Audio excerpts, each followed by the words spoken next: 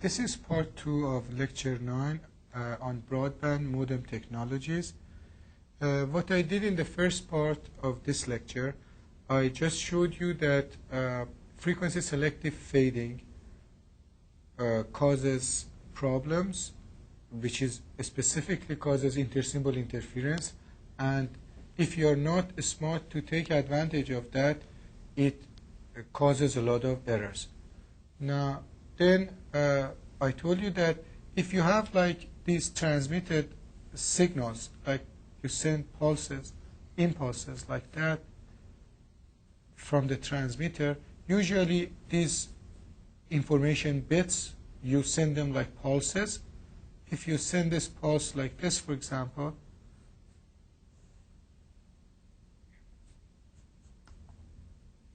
and then at the receiver, if they overlap to one another, I will have that intersymbol interference.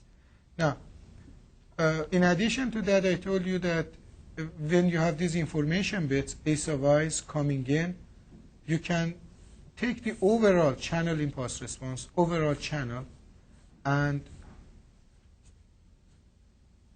model it like this thing. The overall channel is an FIR filter, which is really a tap delay line, and the received signal is actually, this is plus additive noise. The received sample signal is like FIR filter or tap delay line running by information bits and corrupted by additive noise, and this is the received signal at the receiver, received sample signal at the receiver. Now, the point is, if I assume that I have something like that, if I send, for example, like one information bit, like A sub 0, okay, then in discrete form, at the receiver, I will receive like an impulse response, like this. This is like H0, H1, it's, I mean, we call it G, G0, G1, G2, G3, something like that. This is the impulse response of the channel. And each of these are multiplied with A0. And if A0 is plus 1, this is positive. If it's minus 1, it's negative. So my communication in discrete form really is something like this. With every bit that I send, I receive an impulse response at the receiver. Okay. Now, I have a choice to send my next bit, A1. If I send it after the entire pulse is transmitted, I have no intersymbol interference. Okay? So then, usually, but in telecommunication, if I have A0, I send this pulse. And then if I have A1, I send the next pulse right after that. Okay? Then what will happen is that when I send the first pulse, I receive it like this, and second pulse, I receive it like this. And in here, I have ISI. Okay? One of the simplest way to communicate is that I will, rather than sending this pulse, why this thing happened? Because I had multipad spread. And this pulse that I send it like this, it gets spreaded like this. How much it spreads? Around tau m. Do you follow me? So multipad spread spreads my pulse. Okay? Now, one way to communicate is that rather than sending the first pulse and then the next one at t, send the first pulse, next pulse, wait for this thing to die. So wait up to t plus tau m, and then send the next pulse. Okay, so I send the first pulse in here, and I receive it like up to here, and then I send the next pulse after that. This way, I'm avoiding intersymbol interference. Okay, I told you the cause of problem is intersymbol interference.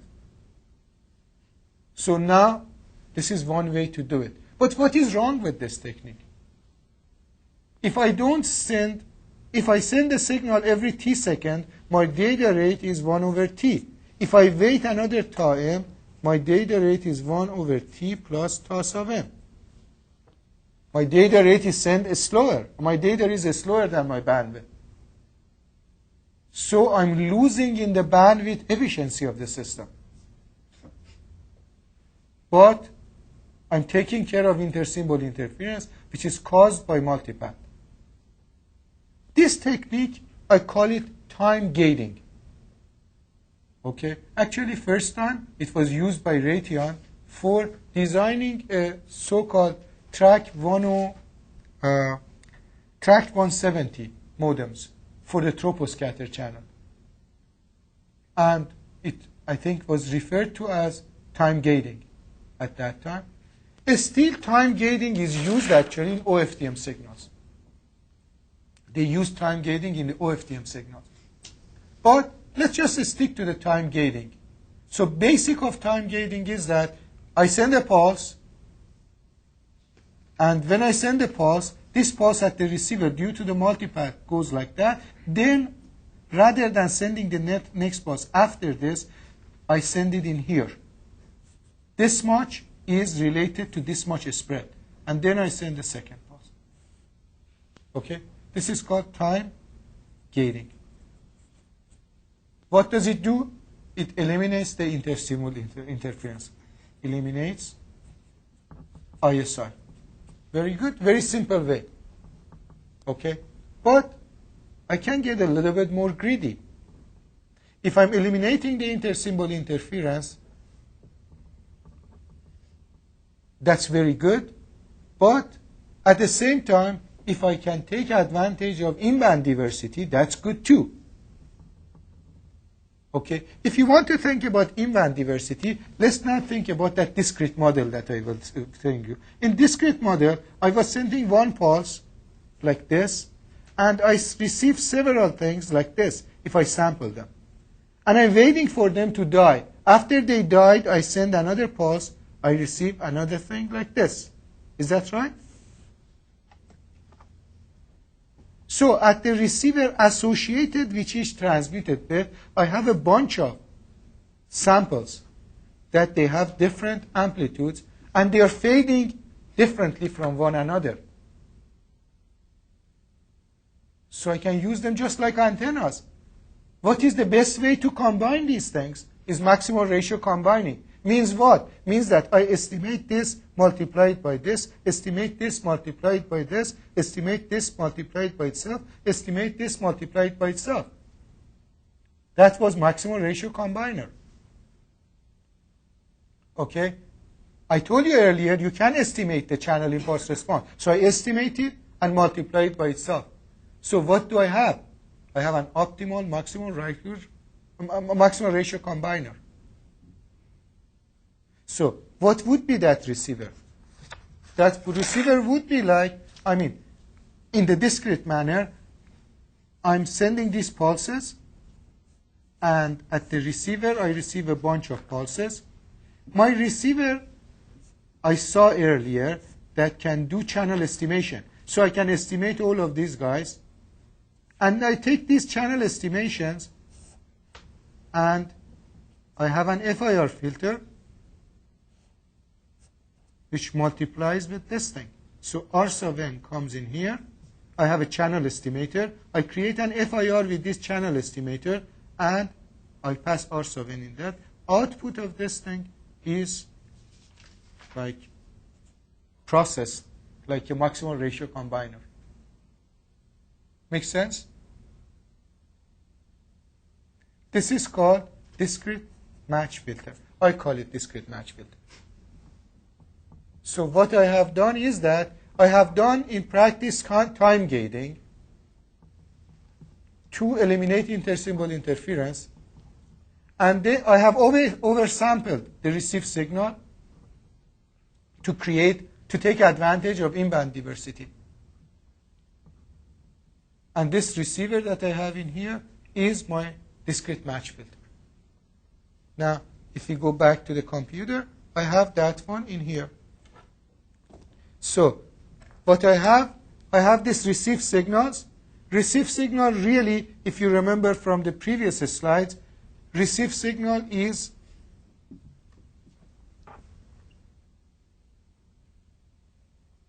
in here and in here, both of them. Receive signal is convolution of this impulse response of the channel and the transmitted things, okay, plus some additive noise. That's the receive signal, okay, convolution of channel impulse response and the receive sequence. If I send only one pulse, I receive the impulse response plus noise, okay. And then in here, I showed you one way to estimate the channel. In here, I showed you another way to estimate the channel. So I can take an channel estimator, like this guy, to estimate what impulse response of the channel, and then I use it in a discrete match filter. Discrete match filter is really a discrete filter inverse of the channel. So if the channel impulse response was like this, the impulse response of this filter is inverse of that, is like this. Okay? And then the output, I can use it for estimation of x of n. I mean, if it was binary PSK, I see that if it is more than 1, more than 0, it's a 1, less than 0, it's a -1, or 0, whatever. Two symbols that I have, 2 bits that I have. Okay? Now, so that's a very simple thing. This is basically the receive signal. This is that discrete match filter that I'm talking about. See, the impulse response is reverse. G0 in estimate is in here, then G1 is in here, comes to GL. This was G0, G1, G2. In here is the inverse of that. Do you see that? These taps are inverse. This is implementation of an FIR filter. Implementation of FIR filter is you have a tap delay line and you have gains associated to each tap. But the gains are inverse of the channel model. And the output, I just sample it every like M samples, and then I make my decision of X of n. This particular thing, I call it discrete match filter. Okay, what does it do? This is equivalent to maximal ratio combiner, isn't it? Because I'm estimating. Each of these elements of the channel impulse response are equivalent to one antenna. But these are implicit inside the waveform. Okay, so how can I calculate the probability of error? In here, these paths are not independent, they are correlated. Do you remember when I was giving you the equations that people have derived for calculation of performance? I had performance of maximal ratio combiner when paths are correlated. And these are equations directly coming from there. This was the probability of error. These are from lecture 8. These are A sub n's, which are used in here. These are eigenvalues of correlation matrix. And what is the correlation matrix? This is the correlation matrix. That's how you can calculate it for our application. What is G sub theta? This is delay power spectrum of the channel. What is F? It's transmitted pulse waveform. So if somebody gives you the delay power spectrum of the channel and also gives you the transmitted waveform, I can plug it in this equation and I calculate Rij. Rij's are elements of this covariance matrix, correlation matrix. And then I calculate eigenvalues of that matrix. I put it in here and I calculate these A sub n's. And then I plug it in here. I calculate the probability of error. I can do all of that. Okay, for a discrete match filter. What does it do? This discrete match filter is taking each of these paths of the multipath. For example, if I have 3 paths, it estimates the strength of them and then multiplies the passes this thing through a delay line like this, which equivalently multiplies each of these paths with the estimated values of those paths, and then adds them up and makes up the decision. Followed?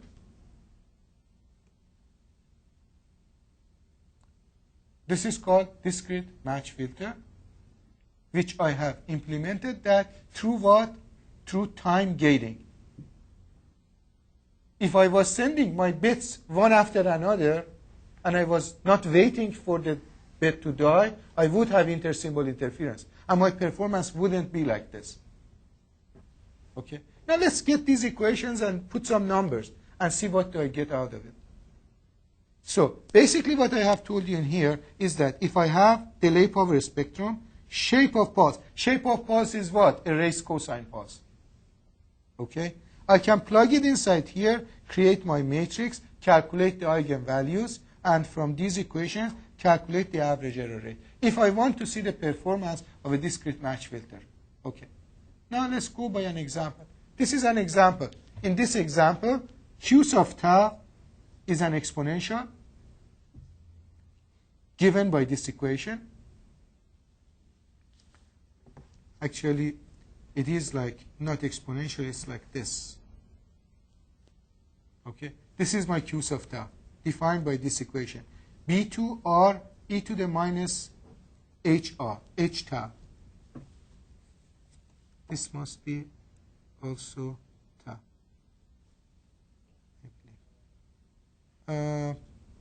And then, for this particular example, B is given by this equation related to tau RMS. If we calculate the nandas and put it in the equations that I had in the last page, we get something like this.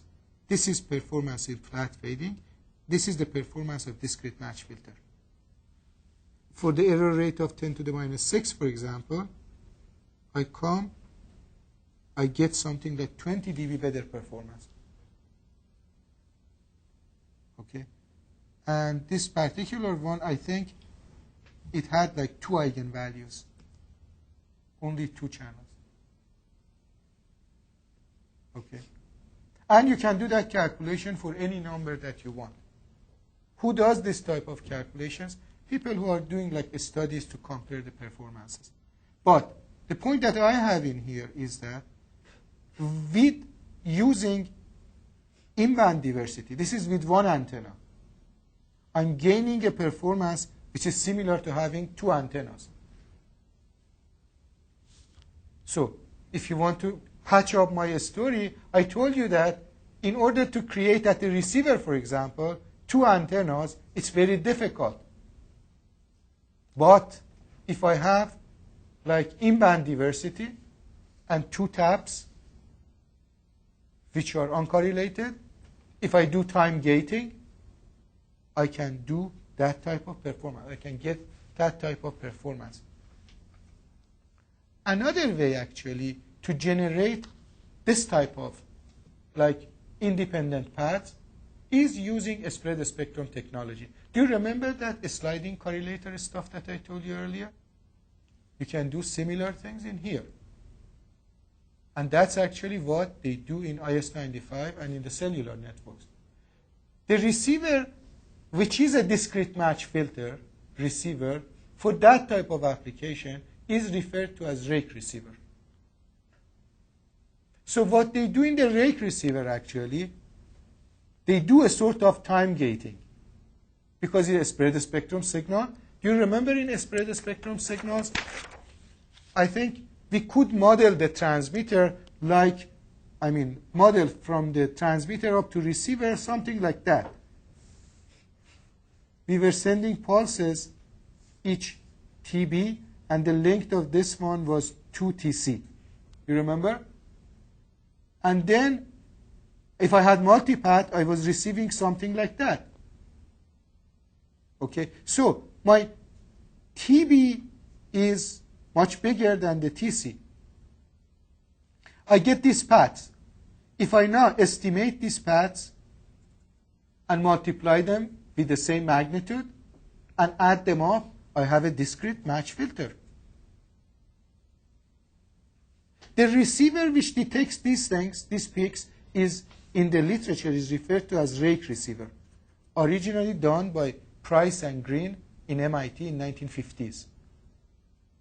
And commercially became available in IS-95 and Qualcomm technology early in 1988, around that. Okay? But basically, this is another way to implement the discrete match filter. What was the other way to implement discrete match filter? Was time gating, which was done at Raytheon first. Okay? That's the so-called rake receiver and discrete match filter, and relation to that to what? Time gating. But in here, they are equivalently, rake receiver is equivalently the same as time gating. But the implementation is quite different. In a spread spectrum, you remember, I send very narrow and weak bits. I spread them like this over between here to here. I have a PN sequence.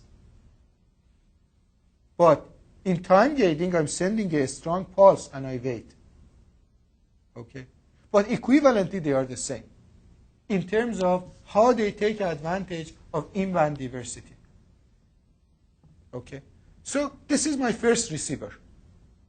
I think I understand this receiver much better when I think in terms of discrete format. Means that what time gating or rake receiver, any sort of discrete match filter, which I have two implementation, time gating, and I have rake. Okay?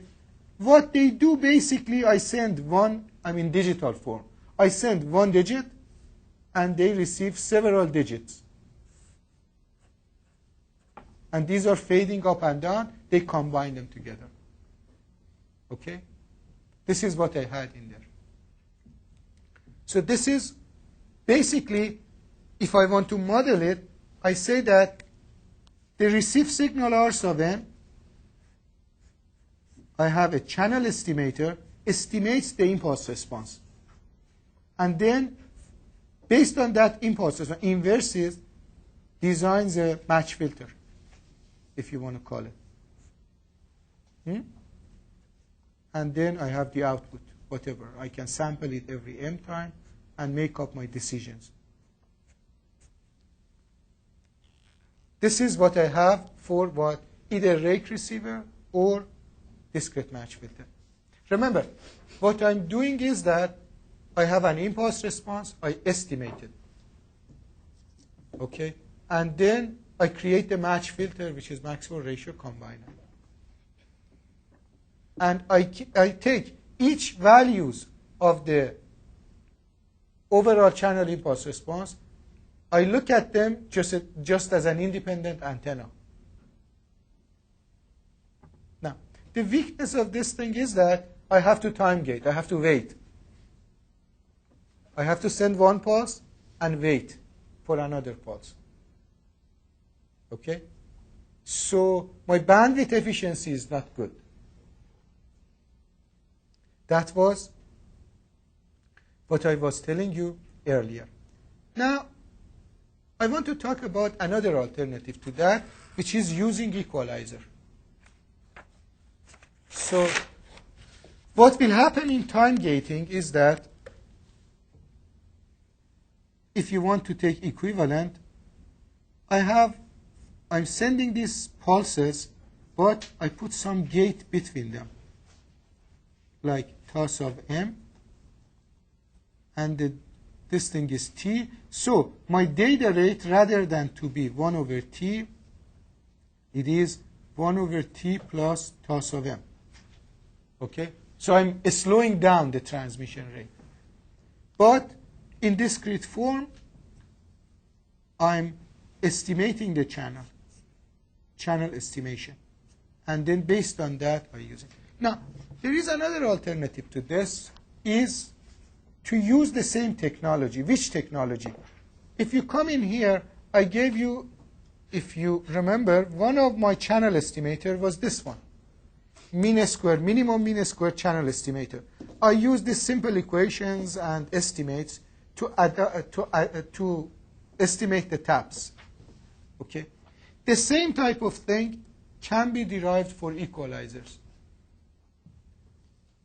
Okay? Equalizer is a sort of channel estimator with the difference that equalizer estimates the inverse of the channel, if you want to call it. Okay? So another technique that people use is equalizer, which inverses the channel. If you inverse the channel, you don't need to have that time gate in between.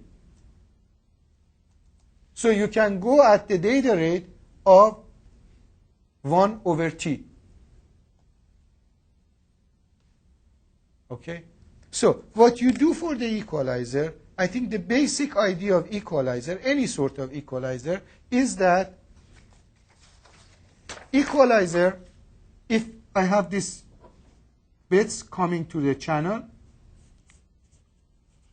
if let's say the channel is G, for example, for us it was G, at the receiver, rather than estimating the channel and put it in a discrete match filter, for which I need to have time gating, I will just design a channel which is 1 over G. Okay? This is also an FIR filter, but this could be FIR filter. If it is FIR filter, it calls linear equalizer. Now, equalization techniques are a very well-known technology. The first equalizer was invented by Bob Lucky in 1960s at Bell Laboratories.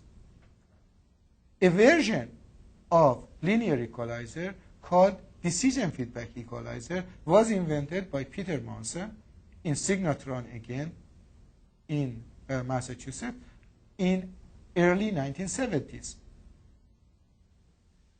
But basically what equalizer do, so that's a very known literature related to equalizer. I think one of the best treatments in John Prokis's book. Actually, John Prokis was one of the guys who all his life has done variety of equalization techniques. And he has well treated that in his textbook. But for us, system engineering, we are just thinking about the intuition and concept. What is an equalizer? Equalizer is something that I looked at channel estimator. Channel estimator is estimating G. Okay? I mean G in the frequency domain I'm talking about. Equalizer in frequency domain takes the inverse of the channel. Okay? How do they, I mean, if you go to the literature, you can simply find the famous least mean square error algorithms like this, with which you can calculate the taps of the equalizer, that inverse filter. Equalizer is the inverse filter. Inverse filter means what? In frequency domain, if my frequency is G, if my receiver is 1 over G, overall is 1. 1 means that what? Means that I have inversed the channel, and every bit that I send, I receive 1 bit. Means overall impulse response is just 1 impulse. But it never happens. I think channel impulse response was something like that. This equalizer turns it to something like this. Better, with much less intersymbol interference. That's what equalizer does. Now, implementation of equalizer according to least mean square algorithm, which is given in here, is very simple. It's only this equation. The past values plus mu, which is a constant, times this error. Error is the estimate. This is the error. Estimate of the signal compared with the reference signal, which was transmitted. Transmitted A sub n, if you want to call it. So I have a training period. During the training period, I send known signal. I compare it with the output of this thing, output of this tap delay line, and then I take that error in there and put it in this equation, multiplied with this constant, and this is my received signal. And then I update. After several iterations, I have a very good estimate of the taps, which I have in here. Okay, so basically what I need to remember is that I have an error signal which I calculated during the training. For example, if I have original equalizer was designed for voice band modems. Okay, voice band modems, as you turn them on, It's a fixed channel, doesn't change. As you turn the channel on, it sends a sequence of known bits. And then at the receiver, you use that known bits, you estimate the taps of the equalizer, linear equalizer. Okay? And then you start transmitting your bits. And now, with the transmitted bits, this channel is a slow time varying, changes a little bit. It adjusts itself with this equation. So this is the operation of equalizer. So there are certain simple equations for upgrading the taps of an FIR filter. And always I have a reference signal to fix them. Okay? But I don't want to go to the detail of implementation. As much as I said is even more than enough. But the point that I have in here that I want you to remember is that this linear equalizer or any sort of equalizer has a difference with channel estimator. Basically, it updates the taps with the same equation, similar equation as the channel least mean square channel estimator. It's very similar to that. But these numbers are changing a little bit. In terms of complexity of the math, they are the same. But physically, when I have a channel like, let's say, G, in frequency domain, for example, channel estimator estimates G, and based on that designs a filter. Okay. Equalizer estimates 1 over G, and based on that designs a filter. And the filters are very simple to implement. That's the beauty of adaptive equalizer. Okay? But from the system engineering point of view, I have variety of equalizer. One equalizer, which we call it linear equalizer, is only a tap delay line. This tap delay line could be T-spaced. T, remember, duration of the symbol. All the voice band modems, they have equalizers, and original ones were all T-spaced equalizer. Okay. Now, it's also linear equalizer. This is called linear equalizer. Now, and voice band modems, all of them, they use linear equalizers. Okay. Now, there is a weakness with this linear equalizer when you want to come to frequency selective fading channels. What linear equalizer does, as I told you, it inverses the channel. Okay. When I'm talking about telephone channel is almost flat, doesn't have any fading, frequency selective fading. When you inverse it, there is no problem. Okay. Now, if I talk about, voice band modem, voice band channels are like this, and they have some distortion in here, some distortion in here. In between, it's very flat. If I want to inverse it, it would be something like that, inverse of this, which really inverses these edges, something like that. For example, 1 over that value. It would be higher in this. Now, when I'm talking about fading channel, the channel is like, I'm talking about frequency selective, is like this. When you want to inverse this, it would be something like flat, and then suddenly for here, it needs to go way up. Okay? When you go way up, this is a filter at the receiver. This filter is amplifying both signal and noise, which is coming to the filter. So it enhances the noise and signal at the same rate. So it is not that good for the radio channels when they have frequency selective fading. Did you follow that? So linear equalizer basically inverses the channel. It's very similar to channel estimator, but it's estimator of inverse of the channel. But it has this problem that they refer to that as noise enhancement problem. Means that if I come to the radio, I have fade, deep frequency selective fading. It inverses that, but it enhances the noise at the same time. So it's not as effective for what? For radio, and nobody actually uses linear equalizer for radio. What do they use for radio? They use a nonlinear equalizer, which is referred to as decision feedback equalizer. This is the one that came in 70s. And first time it was implemented for troposcatter channel. And Peter Monson used that to go to data rates up to 14 megabit per second over troposcatter channel, which is like hundreds of kilometers apart, transmitter and receiver. But Army's choice was, for this particular application, Army's choice finally was track 170, which was time gating at that time. But decision feedback equalizer became popular a little bit later when they started the cellular networks. And basically for frequency selective channels. First of all, what is this equalizer? You remember both channel estimator and linear equalizers were like FIR filters.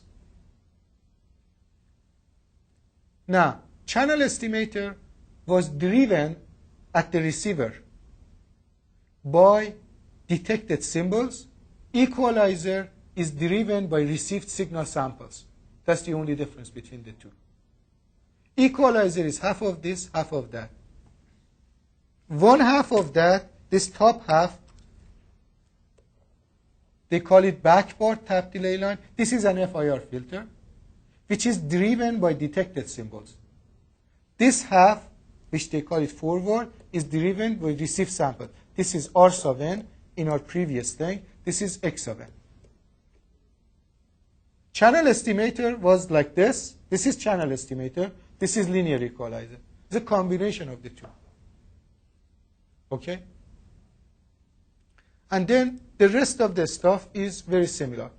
Okay? So actually I have two filters in here. So channel estimator was something like this, an FIR filter or tap delay line running by X sub n. Linear equalizer was this thing running by R sub n. This guy is a combination of both of them. Since it is nonlinear, it somehow avoids noise enhancement problem. This is not an inverse filter. It's half inverse, half estimator. Okay? But it can be shown that, again, adjustments of the taps are fairly simple equations like this. These are taps of this equalizer. These are taps of this equalizer. In very simple equations, using least mean square algorithm. Very simply, you can adjust the taps. Okay? But for us, we are not talking about implementation. We are talking about intuition. Intuitively, decision feedback equalizer is a nonlinear equalizer which can take care of frequency selective fading.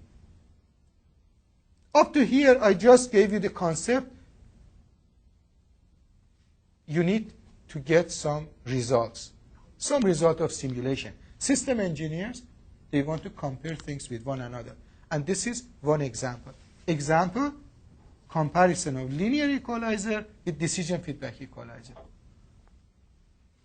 That's in here.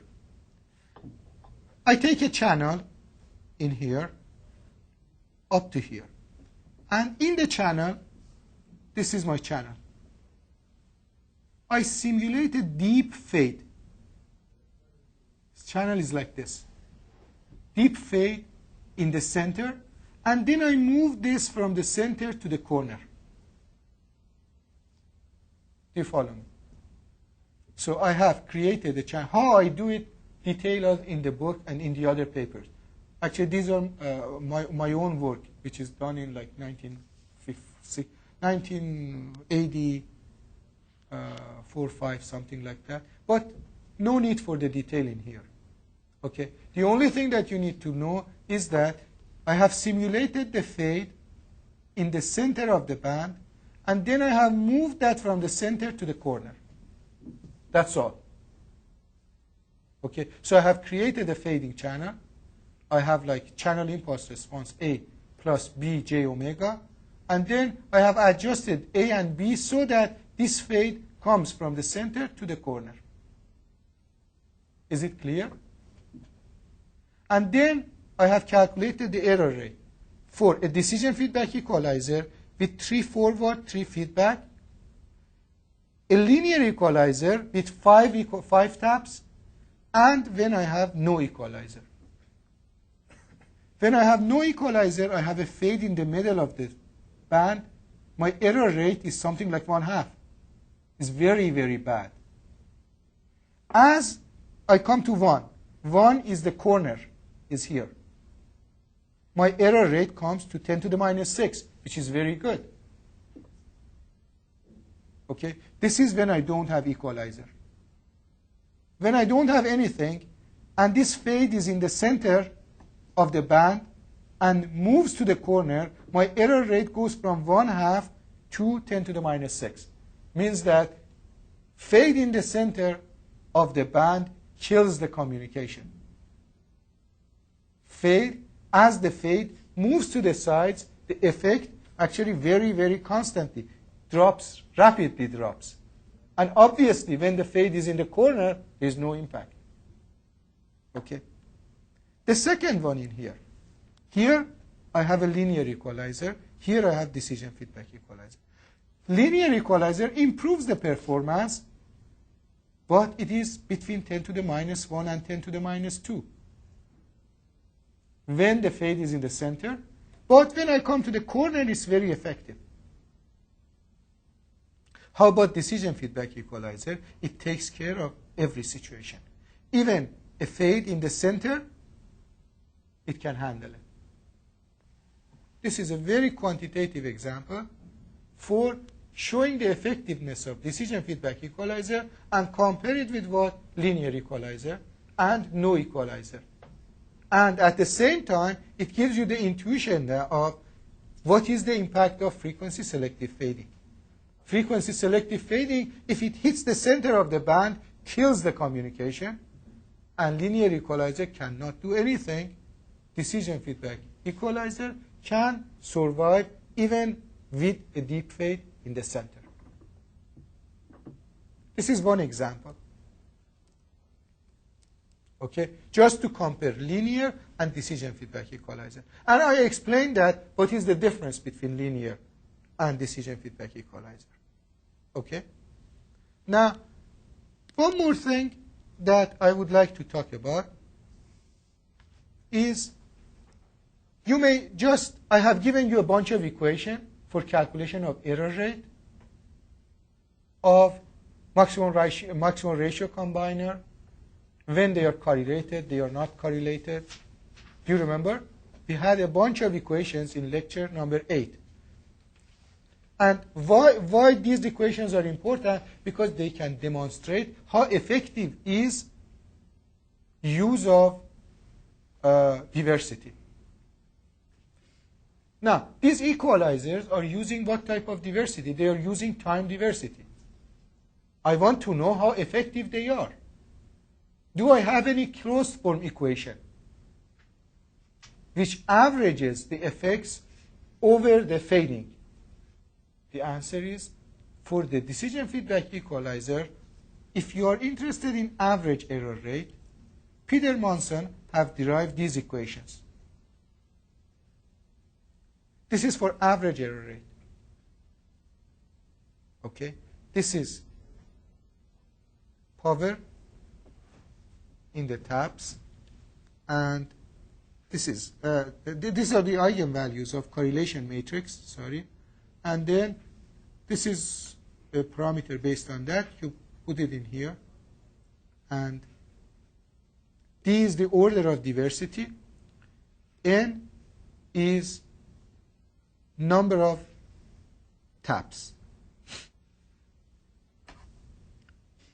and number of taps in the feedback and forward, K and N, I believe. And D is the order of external diversity. But anyways, the point in here is that if you want a closed form equation for average error rate, Peter-Monson provides that for equalizers. That's a good approximation. One of my students, Tom Sexton, actually one of my first PhD students, right now is working for Nokia in Dallas. Now, he did those channel impulse responses that we had measured in different areas. He takes those and uses Peter-Monson's equations and calculates the average error rates in different buildings. And as he's changing the data rate. As you change the data rate, the interesting point is that from 1 megabit up to 10 megabit per second, the performance in different areas is almost flat when you have equalizer. Do you remember when we didn't have equalizer, these were going up like this? So decision feedback equalizer actually improves the performance at the beginning a little bit. Why is that? Because of that in-band diversity that I was talking about. As you increase your data rate, you are having more in-band diversity. But remember that for the equalizers, always intersymbol interference exists. So in one hand, intersymbol interference is increasing. On the other hand, I'm taking advantage of in-band diversity. And as I go from 1 megabit to 10 megabit per second, actually in most of the cases, performance even gets better. That's superb, actually. And then suddenly it goes up. This is the time that my equalizer cannot expand, cannot create a good inverse for the channel. And this is with 1 order of diversity, 2 order of diversity, external diversity.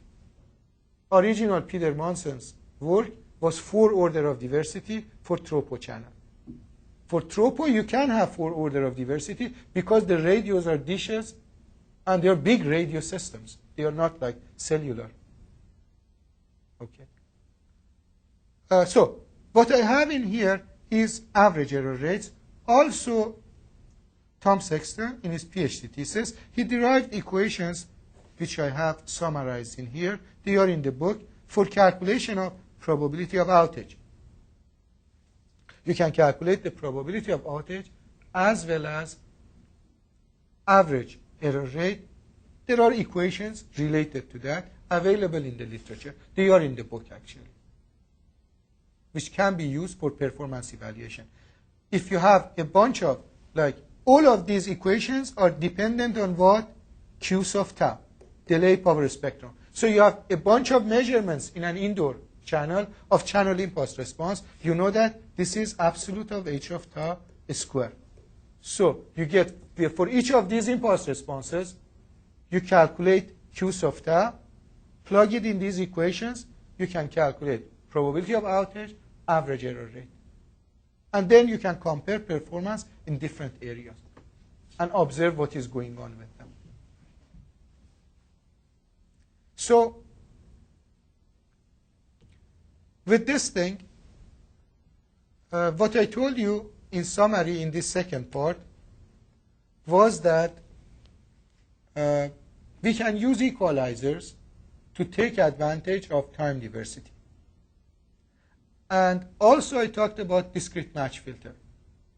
Discrete match filter and time gating and equalization, both of them provide in-band diversity.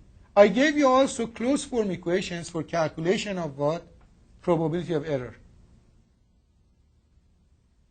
For discrete match filter, these are the same maximum ratio combiner equations that we had earlier. For decision feedback equalizer, I gave you new equations. And then I compared these performances in several indoor examples. The third part of our lecture would be talking about OFDM and smart antennas. In this second part, we talked about discrete match filter and equalization techniques. We take a break, and when we come back, we start the third part of the lecture.